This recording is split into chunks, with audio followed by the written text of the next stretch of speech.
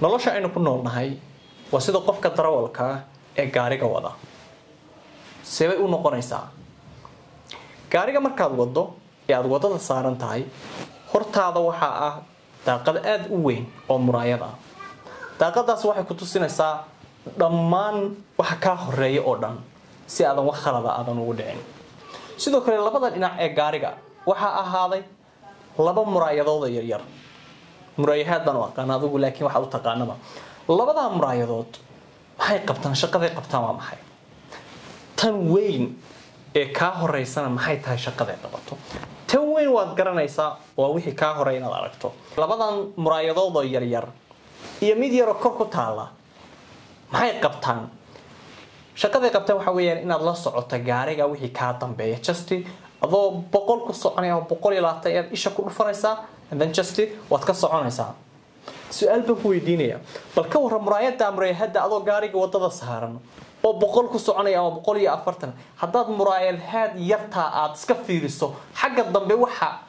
ka ahaaday ama soo socda iska fiiriso iska daawato ka waran in cabaara maxaa dhacaya ficilna waxa dhacaya inuu gaariga wadada ka baxo inuu gaarigi dhir galo inuu dhagaxan galo inuu jajabo in adigoo noloshaadii oo dhan ay halaagsanto ama aad dhimato ama aad jajabto dhaawacanto noloshu waa saas oo kale haddii aad mar kasta fiiriso wixii ka dambeeya baastiga wixii la soo dhaafay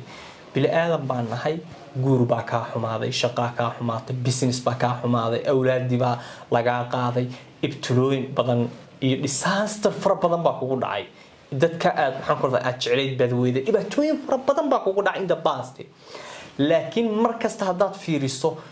daaqada yar oo kale hadaad fiiriso markasta qalbida ku hayso wixii la soo dhaafay noloshaadu waxay noqonaysaa in daaqada dambe ee gaariga imrahada iska daawaday kadibna uu gaarigii la qalimay nolosha meel ma gaaraysid noloshaadu oo dhan way soo xiraysaa ama way baaba'aysaa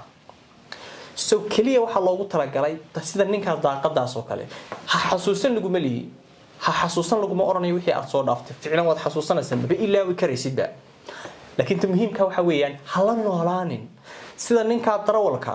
muraayada yar uu dib ka fiirinayo ishu ku dhufanaya uu la soconaya waxa ka dambeeya waxa uu soo dhawaa markaba just hal mar buu isha ku dhufanaya saas kale waa lagu ogolay waad xasuusan kartaa dhimar qalbadaada inay ku soo dhacdo laakiin inaad la noolaato ma dad in the past wixii dhacay aad la noolaato weligaa meel ma gaaraysid noloshaada oo dhan waxay noqonaysaa gaari qalimaya ama rogmanaya amal oo kale soo markasta iska daaqadaha yar inaad fiiriso daaqada weyn ka horeysa isha ku hay si aad hore ugu socoto halkani waa Dirir Media asxaabta qiimaha badan soo dhawaada fadlan YouTube-kana channelka YouTube-kana subscribe saar hadii aad maxaan ku radaa nagala socoto hadaad Facebook-ka nagala socotana fadlan follow garee page-ka oo nagu soo biir